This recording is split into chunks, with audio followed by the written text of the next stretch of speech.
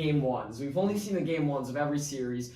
And I would say, no doubt, hands down, the best game has been Celtics-Nets. Mm-hmm. Yeah, absolutely. I mean, the game really had everything you want in playoff basketball. There were some dramatic moments. There was a game winner, which I was not expecting. And both teams really played a great game. Like, you can't say one team really dominated the other. So yeah, I want to start by talking about the Celtics side. So that was a great game-winning play. I really love everyone's kind of talking about the player development of Marcus Smart. Yeah. With a few seconds, they didn't call a timeout because they knew the Nets were discombobulated. They kicked it out to Marcus Smart, 3 seconds, 2 guys on him. Normally he would have taken that open 3 and say pump fakes, takes a dribble. Jason Tatum does a spin move, lays it in right in time. Yeah. It was a beautiful play, and I love just the overall coaching they've had this year in this game by Ime Udoka. Mm-hmm. And he really showed that they're a better coach team. They're a more together team than the Nets. And the Nets, on paper, they're good. But they really, there's a good image of them, but who knows if they can put it together. There's still drama going around there with, Kyrie and the Boston fans. Who knows what Nash could do. Yeah. It's the Celtics have shown that even though the Nets could very possibly win this series,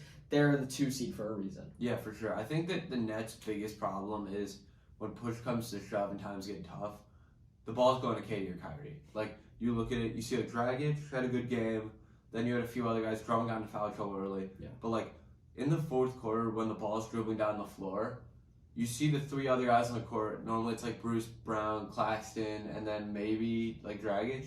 You know none of them are going to wind up with the ball in this possession. And it becomes predictable after a while. It was a horrible final play for the Nets. They could have scored and put it away. It was horrible. They went Kyrie ISO. Yeah. What kind of play is that? They should have put a pick and roll, no doubt. Kyrie Irving, Kevin Durant. Instead, Kyrie Irving ISOs, I think, just because he has 39. Did have a great game. He was going to do something. But the Celtics, were just a superior team. Al Horford put up 20 and 15, right? Yeah, I've seen that since 2013. We saw in the last possession, he made the smart play. He knew Kyrie wasn't passing it. He went and doubled. And Kyrie still tried to dribble around. I thought he was going to shoot anyway. They did not trust anyone else on the court. And then kicked it to KD. And with KD, Jason Tatum on Kevin Durant with 4 seconds, Jason Tatum showed he's there. And I want to talk about Kevin Durant for a minute. Yep. I'm not going to go to the extent to say he's overrated. I know I've been kind of having some private conversations with you about Kevin Durant. But I do not think he's in the same world as Jordan, LeBron, Magic, Kobe, those greats. And I would even say I think in a few years we're going to see Giannis's career is better than Kevin Durant's. Here's why.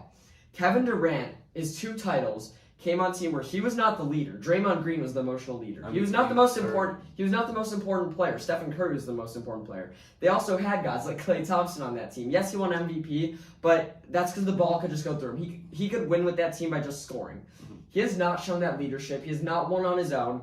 And I want to look at the last play last night. Mm-hmm. Jason Tatum, in that whole last 10 seconds with the Celtics having the ball, he didn't have the ball.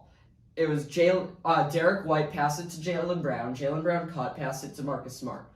After the pass to Marcus Smart, 2 guys closed out on him because obviously there's 3 seconds there to the shot. What did Kevin Durant do? He stood at the free throw line and stared at the play while Jason Tatum cut behind him and scored the game-winning basket. That is not something LeBron would do. That's not something Jordan would do, and that's certainly not something Giannis would do. Yes, he's one of the best scorers of all time. I will not doubt that. Yes, he's clutch in the playoffs. He's shown that. Even though he was on a great team, he did make clutch plays. And last year, even though they lost, he made clutch plays.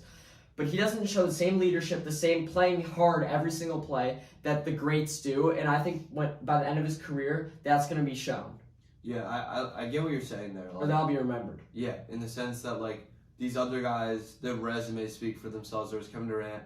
He's more of a player you see on the court and think he's great, but then you look at the resume, he joined a 72-win team and then he won. It took so much for him. And the truth is, with Kevin Durant, we've never really seen him on his own. Even in the OKC days, he always had 2 other great players, another great player with him.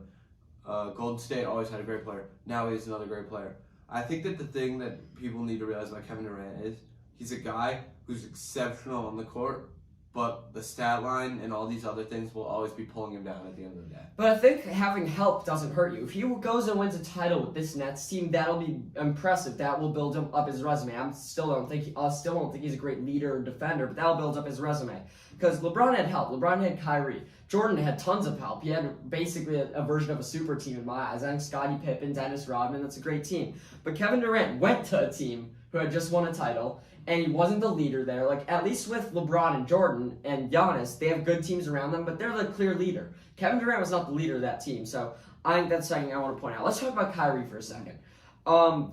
He promised Boston he'd stay there a bunch of years ago, then he left. Now he hates the fans, And after the game, he was like kind of blaming it on them. We saw throughout the game they were mocking him, and then he was bouncing back. Yeah, he was bouncing back in layman's terms. So, Brandon, what do you have to say about the whole Kyrie versus Boston fans conflict? Honestly, like, I don't want to say I love it, but, like, I really like it. I think a lot of, and this is, like, a personal me thing, I think a lot of fans believe that they're, like, immune to everything just because they know, like, oh, this player's about to get fined. And I think Kyrie, like, almost talking back to the fans shows that, like, these players, like, they, like, deserve to be at, like, the spot they're at. Like, Kyrie, like, these players, I'm not saying should be talking, but they definitely have the right to talk. Like, think about what they've done in their career. Like, and when these fans were talking to Kyrie, he was talking back, and he had a great game. To be fair, he backed it up. If they won that game, I think it would have been a different story. Like, I don't know how far Kyrie would have gone with some of his trash talk. So, I love the back and forth between them. A lot of people won't. I do like it, but I really hate Kyrie Irving. I'm going to be honest. I do not like this Nets team. Kevin Durant's one of my least favorite players in the NBA. I think he's a snake.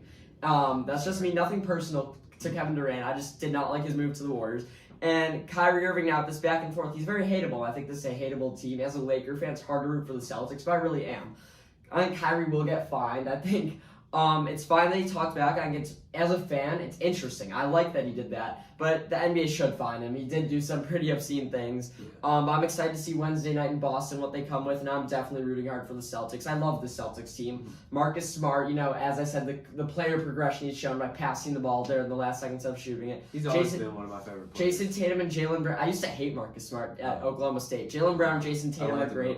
Al Horford's back and doing things like Derek White was a great move at the deadline. This Celtics team is well built, and I'd really love to see them take down the Nets. Yeah, for sure. I think a lot of people are starting to be put on notice by the Celtics team for sure. Yeah, and I definitely do not like that Nets team whatsoever. Let's move on to the Bulls.